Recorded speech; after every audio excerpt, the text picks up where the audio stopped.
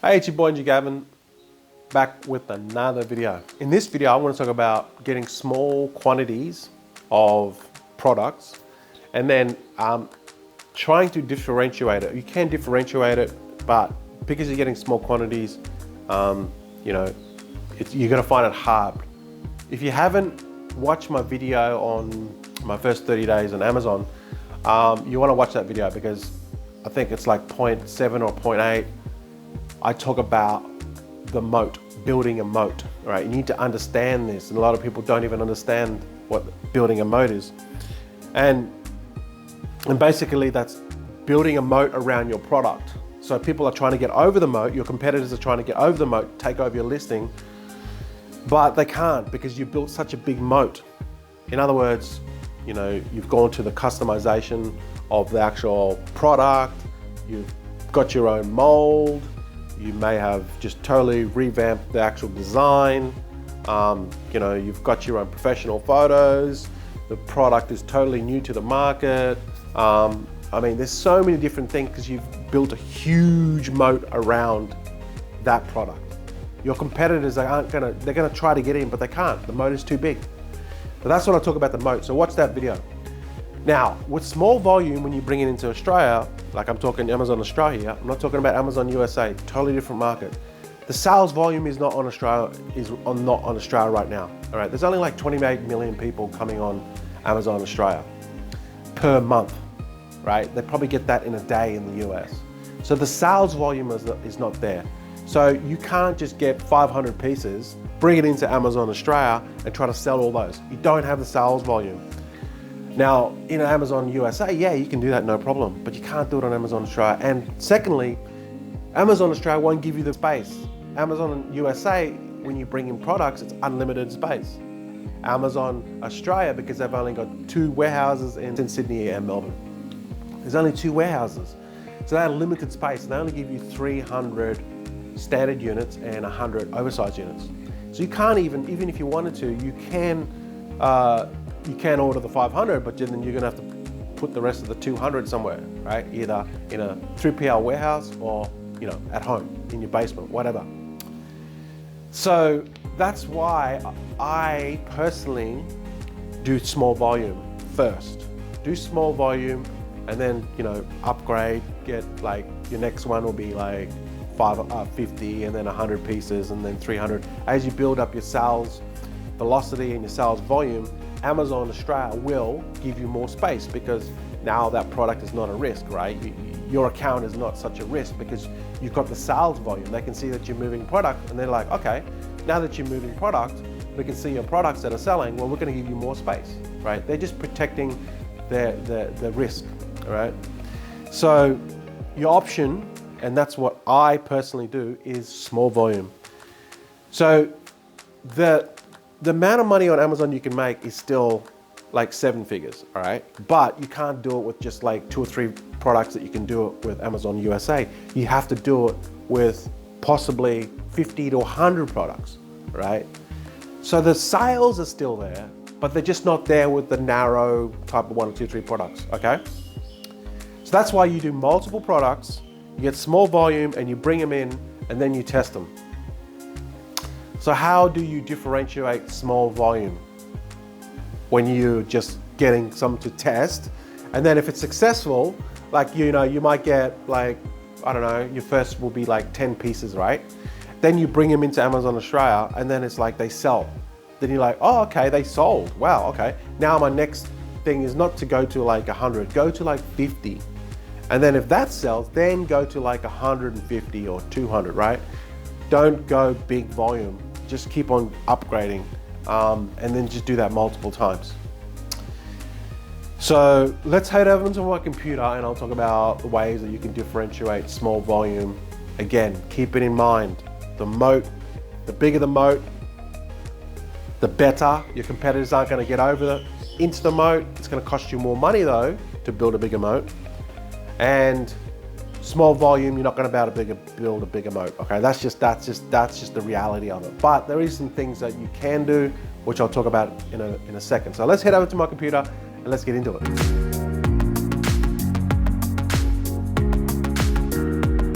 I did get a question on, how do you customize the product if it's only small volume, like I'm talking like 10 pieces, 20 pieces. Well, you still can, but again, like I said just before, it's only going to be a small mode. So let's go through it. You can get a different color, and I'll show you some examples in a minute. You can get a different color of the product. So if someone's selling a pink one, well, you just get a purple one, right? It's not a big moat, but it's still differentiated. You never want to get another pink one and compete on price, all right? That's the mistake that a lot of newbies make. Another thing too, you could get a different material. If they've got a porcelain mug, well then you could probably get like a mug that's made out of copper, or a mug that's made out of plastic. Just get a different material. Also a different pattern. If it's a mug that says best dad in the world, well, you can just get a same mug, exactly the same, that just says a different writing on it. All right, you can just find a supplier on Alibaba that just has the same thing but just a different pattern. All right, there will be suppliers out there. Also, the different packaging. You could this is something that you could just tell them, just give them. I'm not talking about custom packaging. I'm just talking about different packaging. Like if they have a white box, then just get like a black box, right? We're only doing small customization things in the beginning, just to differentiate it. All right, it's not just, we just want to make it different. That's all we're doing.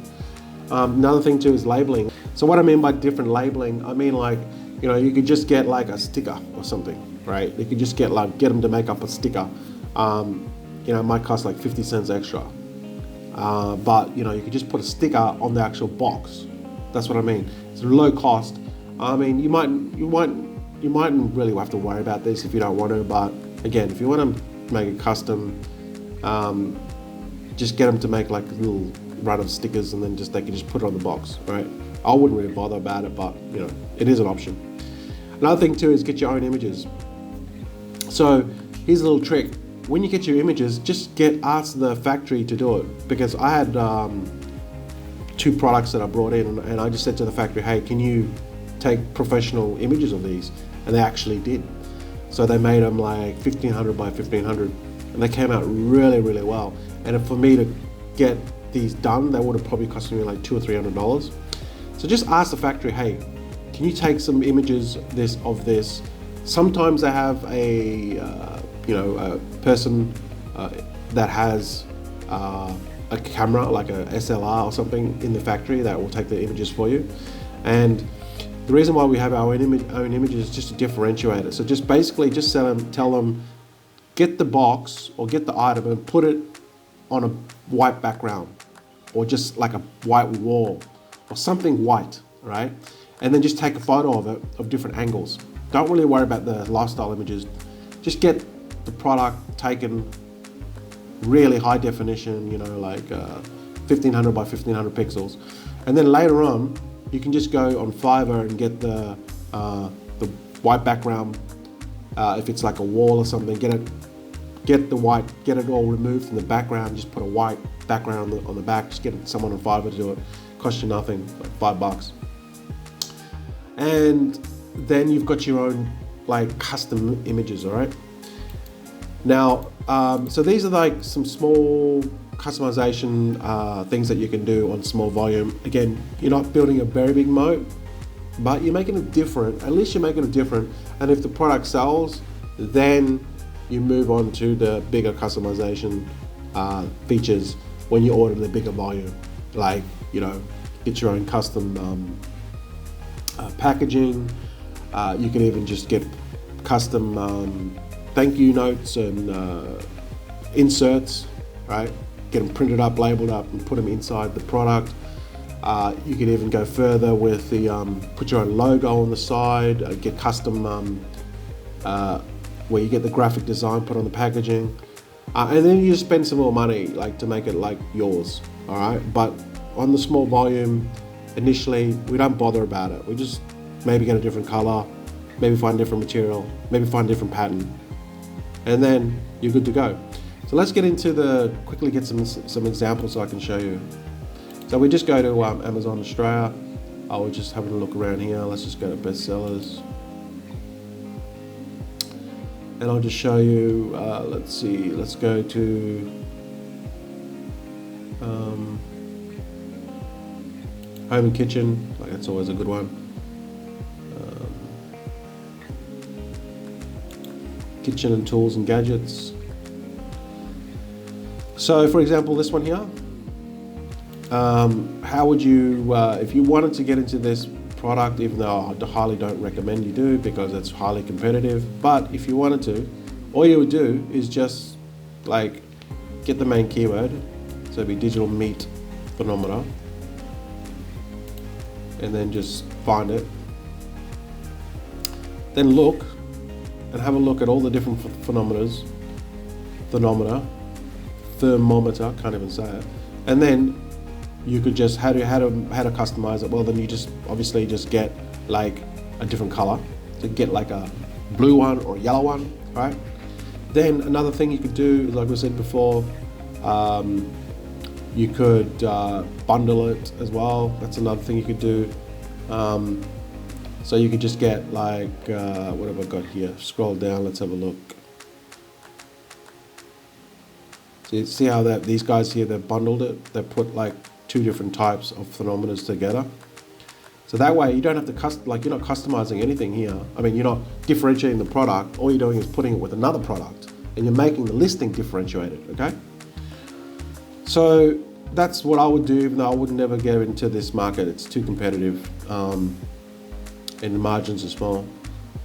So that's one, but I just wanted to show you an example. Let's just get into more examples. Another one too, gloves. Definitely would not get into gloves because it's highly competitive, but I just want to show you what I mean. Like, okay, so differentiate, see how these guys are differentiated, different colors, different patterns. All right, this one here has got a different pattern. That's how you can differentiate it. So again, if you want to get cups, well, all you do is, which I don't recommend, you just have to find the products that you're looking for first, do the research on it, and then just apply what I'm telling you in this, okay?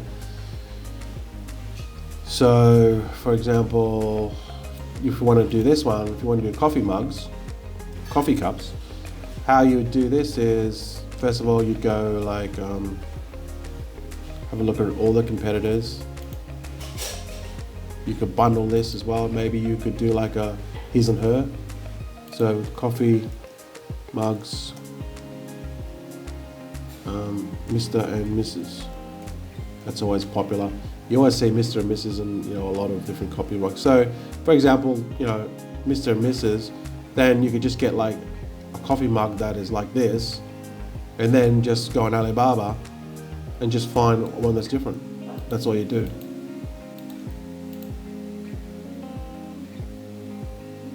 So that's exactly the same one. That's $1.90 and nearly $3. They're selling for $58. So there you go. Even if you only sell one a month, there's a his and her there. See, there's a his and her set. $2 to $7. That's another thing you could do. His and her, Mr. His and her set.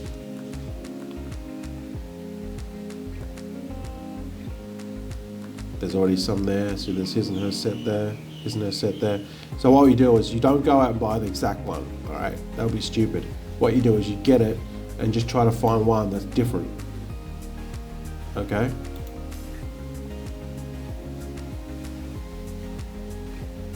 So this one's maybe different. It's got a different flamingo on it.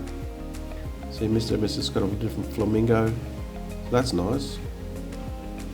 See, flamingo. So that's what you do. You just go and get like a different set and just have a look to see if there's any flamingo sets. So there's no flamingo sets here, right?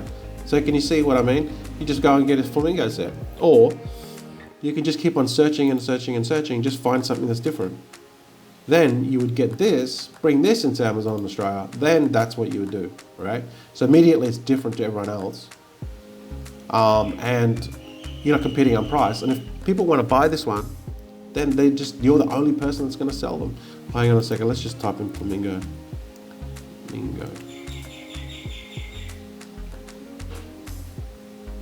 Yeah, so just do your research on it and just apply these. If you're doing small volume when you first start, which is what I do, to see if the product is validated and I can sell it before committing to a bigger order. Do this, different color, different material, different pattern, different packaging, different labels. You can also put here set or bundle. All right guys, so there's some tips that you can start off with small volume to differentiate your product when you first start, and then once it's starts to sell, then you commit to the other things where you build a bigger moat. All right, watch that video if you haven't watched it. I'll put the link below on what a moat is and how important it is. Hope you got some value. If you have got any questions, just leave a comment below. And yeah, I'd love to hear your feedback, because if you've got some more questions, then I can then make some more videos on, I know what sort of content you want. I can make some more videos on it to help you explain it, so you can move forward in your Amazon business. So thanks for watching, guys. Don't forget to subscribe, and I'll see you in the next video. Catch you later.